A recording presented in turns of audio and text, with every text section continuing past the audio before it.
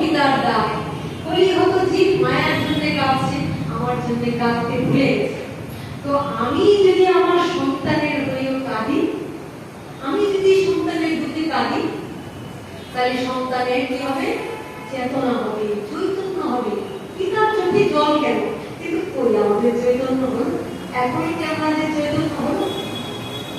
কোনো বিহারীকে কেঁদে কেঁদে ভাসিয়ে গেলেন, কিন্তু আমরা কাঁদলাম কোথায়? আমরা নামকে আশ্রয় করতে পারলাম কোথায়?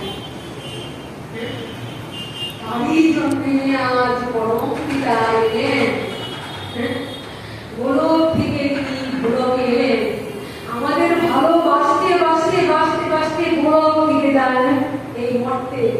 প্রতি গাছের ফলটা, পাকা গাছের ফলটা গোবর হয়ে নিচে পড়ে গেল, যেন আমরা আস্বাদন করতে পারি, আমরা যেন আস্বাদন করে তাকে যেন অনুভব করতে পারি, যেন আমাদের চেতনা হয়।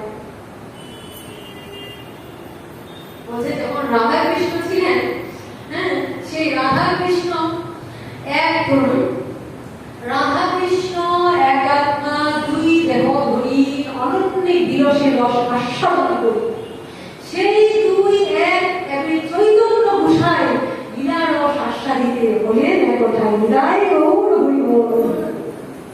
তো রাধা কৃষ্ণ যখন ছিলেন, বলছে তখন একজনকে ছাড়া আরেকজনকে ধারণা করা যায় না, একজনকে ছাড়া আরেকজন অপূর্ণ, পূর্ণ না। গোবিন্দ চেয়েছিলেন যে আমার মধ্যে যে এত সুখ, এত আনন্দ, হ্যাঁ, তো ওই আনন্দটা কি করে বুঝবো? নিজের বাম অঙ্গ থেকে আমার রাধারানীকে সৃষ্টি করবেন। কিন্তু দেখা গেল গোবিন্দ আস্বাদন করতে চাইলেন যে রাধা প্রেমটা কেমন, আমার মধ্যে কত সুখ আছে, আমি এটা আস্বাদন করব। আস্বাদন করতে হলে তাকে আশ্রয় করবো, বিষয় তিনি আশ্রয় করবো না, রাধারানীকে আশ্রয় করলেন, নিজের বাবা অঙ্গকে সৃষ্টি করলেন আনন্দটা আস্বাদন করার জন্য। কিন্তু দেখা গেল কি রাধারানী গোবিন্দের সেবা করে গোবিন্দের চাইতে সহস্র কোনো চা নেই, কেবল তিনি দিয়ে যাচ্ছেন, তাকেও ভালোবেসে তাকে নিজেকে উজাড় করে দিয়ে দিয়ে, হ্যাঁ, রাধা কৃষ্ণের চাইতে অনেক গুণ, কোটি গুণ সুখ বেশি পান। গোবিন্দ মনে মনে ভাবলেন সুখ আমার বেশি পাওয়ার কথা ছিল, সে তো দিচ্ছে, কিন্তু সে আর সুখ কি করে পাচ্ছে? কি হতে পারে আমরা কিন্তু কিছু কাউকে দিয়ে বিনিময় আশা করি, গিভ অ্যান্ড টেক করেছি। যদি আমি কিছু দেই, দেখবেন যে কোনো কিছু করলে একটু সময় দিলেও পিছনে আমার একটা স্বার্থ থাকে, বিনা স্বার্থে কিছু করতে পারি না। তো ভগবান চিন্তা করলেন আমি তো নিয়ে যাচ্ছি, রাধারানী দিয়ে যাচ্ছে, অথচ রাধারানী এত সুখ কি করে পাবে? তাহলে রাধা যে আমার চেয়ে বেশি সুখ পাচ্ছেন, এটা কিন্তু আমি বুঝতে পারলাম না। এটা আমি বুঝার জন্যই আমি রাধাকে সৃষ্টি করলাম, অথচ দেখা যায় রাধারানী আমার চেয়ে অনেক গুণ, কোটি গুণ সুখ বেশি পাচ্ছেন, কিন্তু এই সুখটা তো আমার পাওয়া হলো না। তো কি করে আমি সেটা পাবো? ভক্ত ছাড়া ভগবানকে কি করে আস্বাদন করবে? দেখেন, মা জানে সন্তানকে ভালোবেসে কি সুখ, সন্তান কিন্তু জানে না সন্তান বাবার কোলে মা কোলে বসে চুমু খায়, আদর পায়, আদরটা বোঝে না। কিন্তু মা জানে যে বাৎসল্য প্রেম সন্তানের জন্য কেমন, কি ভালোবাসে। তো ভক্ত যে সে জানে ভগবানকে ভালোবেসে কি সুখ, কি আনন্দ, কিন্তু ভগবান তাকে ভালোবাসে, তিনি তো জানেন না যে ভালোবাসে কি জিনিস, কি ভেবে। তাই ভগবান আমার চিন্তা করলেন তাই আমাকে রাধা হতে হবে, আমাকে ভক্তি ধন চুরি করতে হবে।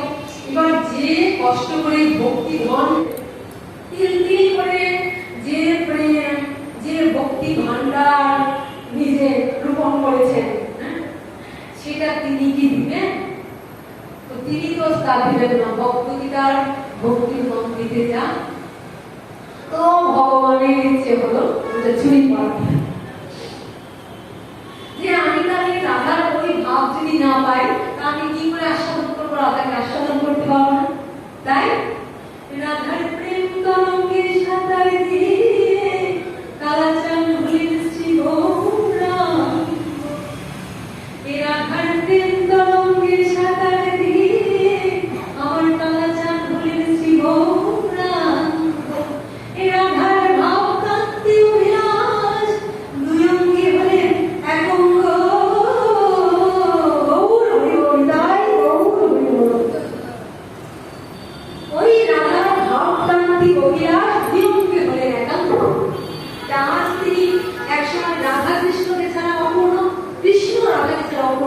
আজ দুই এক একে চৈতন্য গোসাই মিলার অবস্থা দিতে হলে এক কোঠায় আজ এক হলে আজ পাকা ফল। কি বললেন? রাধাকে তিনি বহির্জগতে আলিঙ্গন করে রাধাকে তিনি নিলেন। রাধার প্রেম ভান্ডারটা চুরি করলেন কেন?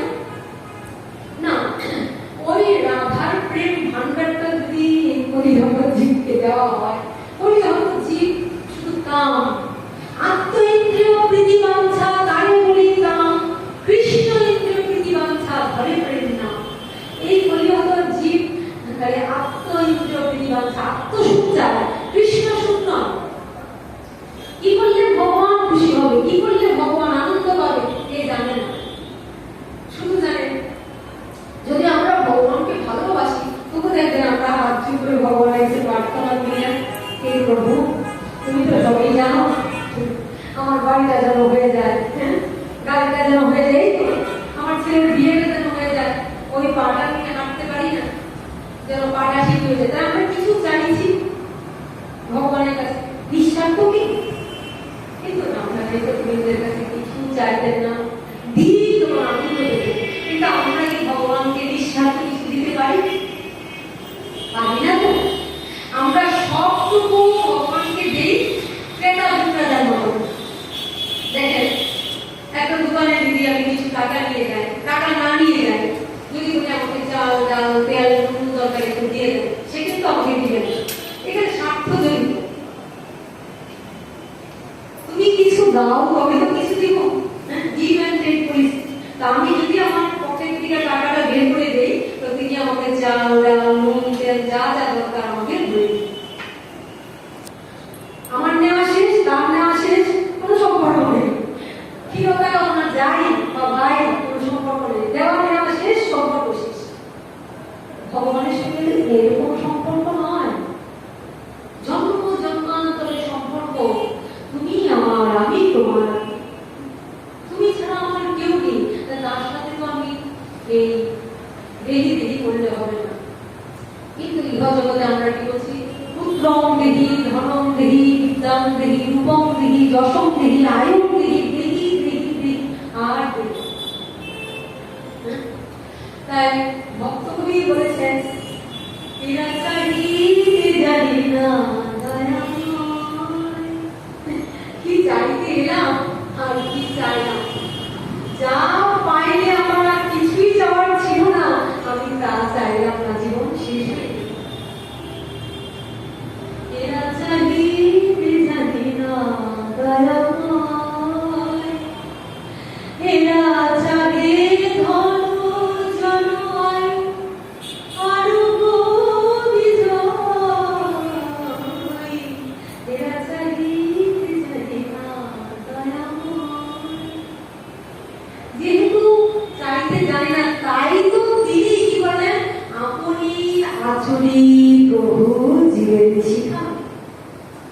আজ তিনি যদি ভগবান হয়ে আসতেন তাহলে আমরা যদি জানি কেউ ভগবান, তাহলে আমরা অনেকে ভয় পাবো যে কি করলে ভগবানের কাছে অপরাধ হয়ে যেত, অনেক দূরে থাকবো। আর কেউ হয়তো অনেক কিছু চাইব, তাই সাক্ষাৎ পেয়ে। তাই ভগবান চিন্তা করেন ভগবান হয়ে নয়, আমি ভক্ত হয়ে যাব। ভক্ত হয়ে গিয়ে ভক্ত হতে গেলে কেমন আচরণ দরকার? আপনি আচরণী প্রভু জীবের শেখায়। আমি আচরণ করে আমি জীবকে শিক্ষা দেব কেমন করে আমাকে ভালোবাসতে হয় আর কেমন করে আমাকে ভালোবেসে আমার স্থানে আসা যায়। এই শিক্ষাটা ভগবান দিলেন। তো বিদায় বলেছেন বিশাল শব্দ যুক্তাং ভজতাং পূর্বকম গদামি বুদ্ধি যুগম যেন বনান্তি। বিশাল শব্দ যুক্তাং, যে শব্দ আমার সঙ্গে যুক্ত থাকে। কিভাবে না? আমার সাধু সঙ্গে যুক্ত থাকা মানে আমার সঙ্গে যুক্ত থাকা, আমার ভক্তের সঙ্গে যুক্ত থাকা মানে আমার সঙ্গে যুক্ত থাকা, আমার কথার সঙ্গে যুক্ত থাকা মানে আমার সঙ্গে যুক্ত থাকা, আমার নামের সঙ্গে যুক্ত থাকা মানে আমার সঙ্গে যুক্ত থাকা, শ্রীবিগ্রহের সেবা করা, চরণের তুলসী ফুল দেওয়া মানে আমারই সঙ্গে যুক্ত থাকা।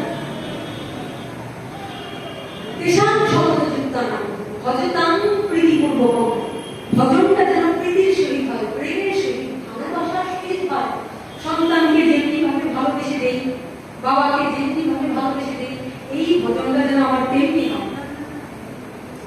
দদামি বুদ্ধি যুগ, তবেই তাকে আমি কি করি না বুদ্ধি যোগ দান করি। কি বুদ্ধি যোগ? কেন? পদার্থীতে আমার কাছ থেকে এসে তো আমাকে কি করে পাবে, কেমন করে আমার কাছে যাবে, সেই বুদ্ধি যুগটা তখন আমি তাকে যে হৃদয় গৌর হরি বল, গৌর হরি বল।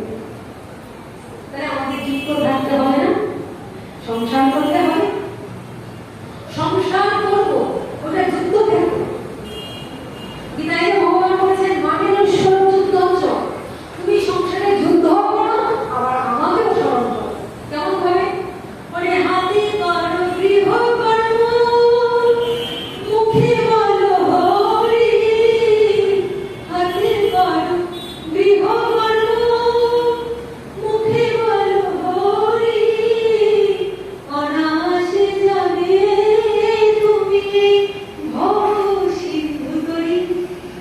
এই অনায়াসে যাবে তুমি ভব সিন্ধু তরী। অনায়াসে ভব সিন্ধু পার হয়ে যাবে। কি করে? ওই মায়ার হাত থেকে অনায়াসে পার হয়ে যাবে। কি করে? যদি আমি ওই যুদ্ধ করবো, কিন্তু আমার স্মরণ থাকবে কৃষ্ণ কৃষ্ণ কৃষ্ণময়, আমি একমাত্র তোমার, তুমি একমাত্র আমার। হে প্রভু, এটা শুধু অভিনয়, মায়ার চোখে তো অভিনয়। এই মায়া প্রপঞ্চময়, এই মায়া প্রপঞ্চময়। সংসার ক্ষেত্রে জীবমাত্র কর্মসূত্রে, কর্মসূত্রে সবাই বাধা। তাই কেহ রাজা, কেহ প্রজা, কেহ ভক্তি, কেহ ভাতা। কেউ সেজে এসেছেন পিতা, কেহ স্নেহময়ী মাতা। কত রঙে অভিনেতা, যাই রঙ্গমঞ্চ ছিল। এই রঙ্গমঞ্চে যেদিন আমার খেলা শেষ, সেদিন আমি ওই রঙ্গমঞ্চ ত্যাগ করে চাই বা না চাই যেতে বাধ্য। ডাইরেক্টর যখন আমার অভিনয় শেষ, এবার চলো এক সেকেন্ড আমার সময় নেই, এক সেকেন্ড আমার সময় নিয়ে আমাকে ছুটে যেতে হবে। তাই হরি বল, হরি বল, হরি বল, হৃদয় গৌর হরি বল, গৌর হরি বল। একটা মৃত্যু লাশ আমরা দেখি, কেউ মারা গেলে হরি বল, হরি বল বলতে শুনি। বেঁচে থাকতেও হরি বল, মরে গেলেও হরি বল। বেঁচে থাকতে যে হরি বল, সেই হরি বলটাই সার হরি বল। মরে গেলে তো হরি বল, যে মরে গেল সে কিন্তু আর হরি বল শুনতে পাচ্ছে না। আমাকে আমরা মনে করি তার জন্য আমরা হরি বল বলছি না, এটা কিন্তু আমি আমাকে স্মরণ করছি। হরি বল, হরি বল, এই গতি আমারও হবে, আমাকে এমনি ভাবে কাজে নিয়ে যাবে, সময় শেষ। তাই হরি বল অর্থাৎ সময় এখনো তোর আছে, তুমি তাকে কাজে নিয়ে যাচ্ছ, তুমি হরি বল, চৈতন্য হও, হরি বল, হরি বল, এই শেষ। এই চেতনায় অবস্থানের জন্য হরি বল। আমরা মনে মনে ভাবছি কেউ মারা যায় তাকে হরি বল বলছি না, তখন তো তার কাজ শেষ, সে তো শেষই। যারা আমরা নিয়ে যাচ্ছি, মনে মনে ভাবছি আমি তাকে করে এলাম, কিন্তু আমি ভাবি না যে আমি মনে ভাবি আমি তো বেঁচে এলাম, স্নান করবো, খাবো দাবো, ঘুমাবো, বিশ্রাম করবো, পরিশ্রম করবো। জয় নিতাই। যদি ওই চেতনা আমাদের হতো, আমরা সংসার করতে পারতাম না। এই তো মায়া, মায়া আমাদের ভুলিয়ে রাখে। যদি আমরা ওই চৈতন্যে ভেঙে যাই, আর সংসার ঘর বাড়ি কিচ্ছু হবে না, সব অকাল হয়ে যাবে। এও মায়া, এও মায়ার কাজ আমাদের ভুলিয়ে রাখে সংসার ঠিক রাখার জন্য, জগৎ ঠিক রাখার জন্য। কিন্তু যারা যারা বুঝতে পারে, তারা জানে যে আমার সময় শেষ, সুতরাং আমাকে দ্রুত কাজ করতে হবে। তাই সচ্চিদানন্দময় গোলক থেকে গোলকে এলেন, হাসির ঠাকুর এসে কাঁদলেন, কেঁদে জগৎ ভাসালেন। পাষাণ ধরে গেল, আমার পাষাণ হৃদয় ধরল না। সত্যি সত্যি ওই পাষাণ শিলা বলে গেল, আমার পাষাণ হৃদয় ধরল না। আমি তো এখনো মানুষের সঙ্গে, পাশের মানুষের সঙ্গে কথা বলছি না, আমরা গালি দিচ্ছি, মন্দ আচরণ করছি। যদি পাষাণ বলে যেত তাহলে কি হতো?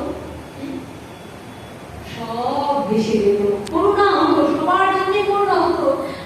এই তো আছি, এই তো নেই, কখন কাকে দেখতে পাবো না, কখন আমি থাকবো না, কতটুকু সময় আছে। একটু সময় দেখেন, আমরা দেখি একটু সময় বাসে উঠি, তাতে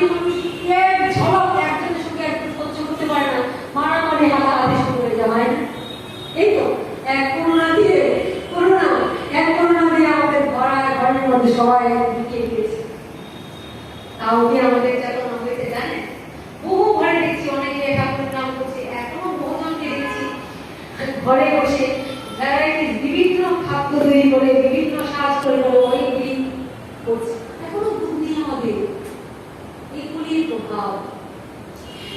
তাই পরিহত জীবকে উদ্ধারের জন্য পরম পিতা এলেন। না কলির জীব অতি অধপতিত মন্দ ভাগ্য স্বল্পায়ু অন্নগত প্রাণ, তার উপর রোগী উপদ্রব, ভজন সাধনহীন, ভগবানকে বিশ্বাস করে না, মানে না, ভগবানের ভক্তকে উপহাস করে। তাই ভগবান চিন্তা করলেন যে আমি তাদের মাঝখানে কি করবো, ছদ্মবেশ ধরে যাবো। ছদ্মবেশ ধরে যাবো কেন? যদি ভগবান হয়ে যায় ওদের জীবকে আমি কাছে টানতে পারবো না। যদি আমি ভক্ত হয়ে যাই তবে সব ভক্তকে আমি আমার কাছে টানবো, বুকে টানবো, আর প্রেম ধন বিতরণ করবো। প্রেম ধন বিরায় বেড়ায়, সবাইকে প্রেম বিতরণ করবো।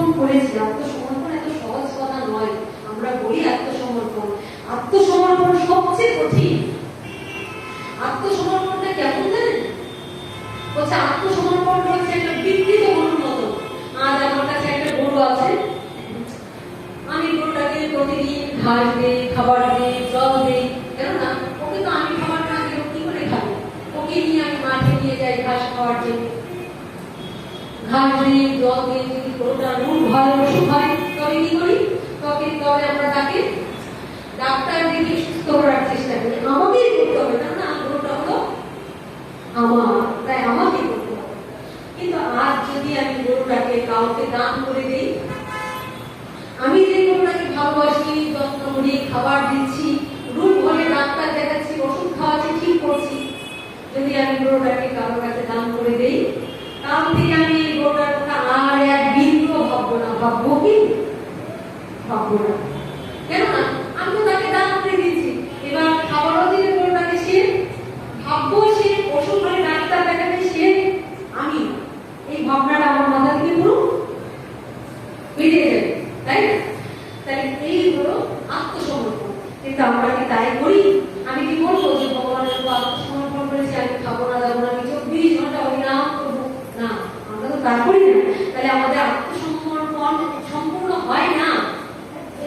বা ঠিক আছে, ঠাকুর করাচ্ছেন, করছি, আমাকে কেউ বাধা সৃষ্টি করছে, আমি রাগ করছি না, আমি যে যেমন ভাবে করছি আমি সেমনি মেনে নিচ্ছি, তো আমরা আত্মসমর্পণ। যেহেতু আমাদের আত্মসমর্পণ হয় না, তাহলে আমরা ভগবানকে স্মরণ রেখে আমরা ক্ষমা চেয়ে সবসময় তার পথে চলবো, তাই না?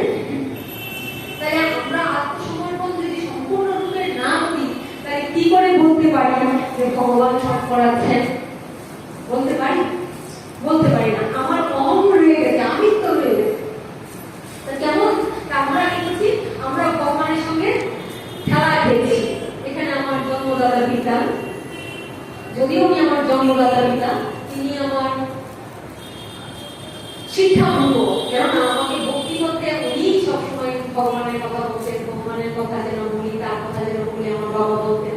এবং আমার একজন শিক্ষাগুরু ছিলেন, যিনি আমাকে বাধ্য করেছিলেন যে তোমাকে হরি কথা বলতে হবে, তুমি হরি কথা বলবে। আমার খুব মনের ইচ্ছা, আমি বুঝতে পারিনি, আমি তোমার মুখ দিয়ে বলবো, এমন করে উনি আমাকে আদেশ করেছেন। আমার গুরুদেব আমাকে বলেছেন তুমি আমার উপর আত্মসমর্পণ করে তুমি হরি কথা বলবে, তাতে অনেকের শান্তি হবে, আনন্দ হবে। আমি বলছি, তাই আমি ওনাদের কথা বলছি, ওই কথা বলি। তো ওইটাই বলছি যে আমরা যেহেতু আত্মসমর্পণ করতে পারি না, আমরা ভগবানের সঙ্গে কি খেলা খেলছি। রবি ঠাকুর বলছেন, আমার মাঝে তোমার লীলা হবে, তাই তো আমি এসেছি হবে। তাহলে আমার সঙ্গে ভগবানের লীলা হচ্ছে, তুমি আমাকে যেমন সাজাবে আমি তেমনি সাজবো, যেমন চলবে আমি তেমনি চলবো, যেমন বলাবে আমি তেমনি বলবো। তাহলে এখানে আমার একটা স্বতন্ত্রতা আছে। কি স্বতন্ত্রতা? স্বতন্ত্রতা হলো ধরেন একটা মাঠের মধ্যে ফুটবল খেলা হচ্ছে, এটাকে আমরা বুঝতে পারবো সেখানে পার্থক্য নেই। ফুটবল খেলা হচ্ছে, তো রেফারি যে থাকে, রেফারি সে কিন্তু সমস্ত খেলাটাকে এ পক্ষ এবং অপক্ষ দুপক্ষ কিন্তু খেলাটাকে উনি কি করছেন? কন্ট্রোল করছেন, পুরো খেলাটাকে পরিচালনা করছেন কিন্তু রেফারি। কিন্তু তারপরেও কিন্তু এই সপক্ষ এবং বিপক্ষ দলের কিন্তু একটা স্বতন্ত্রতা থাকে। যারা সপক্ষে তারা সবসময় চেষ্টা করবেন যেন গোলটা দিতে পারে, যেন গোলটা দিতে পারে, তাই না? আউট হয়ে যাচ্ছে, সেটা আউট হলে কিন্তু রেফারি করে দিলেন, খেলাটা ঠিক হচ্ছে বেঠিক হচ্ছে সেটা কিন্তু উনি পরিচালনা করছে। তথাপি কিন্তু ওই খেলার মাঝখানে পক্ষ বিপক্ষ ওই দুজনের কিন্তু স্বতন্ত্র থাকে। এক দল চাইবে যে আমি যেন গোলটা দিতে পারি, আরেক দল চাইবে না আমি যেন দিতে পারি, সেজন্য ঠেকাতে পারি। তাহলে এখানে কিন্তু দুজনের স্বতন্ত্র বজায় থাকছে। এবার খেলতে খেলতে আপনার চেষ্টা করছে, আপনার চেষ্টা হচ্ছে না, হচ্ছে না, কিন্তু একজন চেষ্টা করছে আমাকে গোল দিতে হবে, গোল দিতে হবে। এবার সেই চেষ্টা করে করে করে করে এগিয়ে যাচ্ছে, ও কিছুতেই গোল দিতে দিবে না বিপক্ষ, কিন্তু সপক্ষ চেষ্টা করছে যে আমাকে গোলটা দিতেই হবে। কোনো ক্রমে বুদ্ধি আটকে আটকে চেষ্টা করতে করতে করতে করতে এটাই গোল হয়ে যখন সে একবার বলটা দিল ছুঁড়ে গোল হয়ে গেল, চিৎকার পেয়ে উঠলেন রেফারি, গোল হয়েছে, গোল হয়েছে, গোল হয়েছে, বিজয় ঘোষণা করলেন রেফারি, তাই না? তো ঘোষণা করলেন রেফারি, ধরলেন তিনি, পুরস্কার দিলেন তিনি, কিন্তু খেলাটাকে খেললো ওই দুই দলই স্বতন্ত্র খেলা, কিন্তু যে জিতলো সেটা কিন্তু তার স্বতন্ত্রতায়। তাহলে আমরাও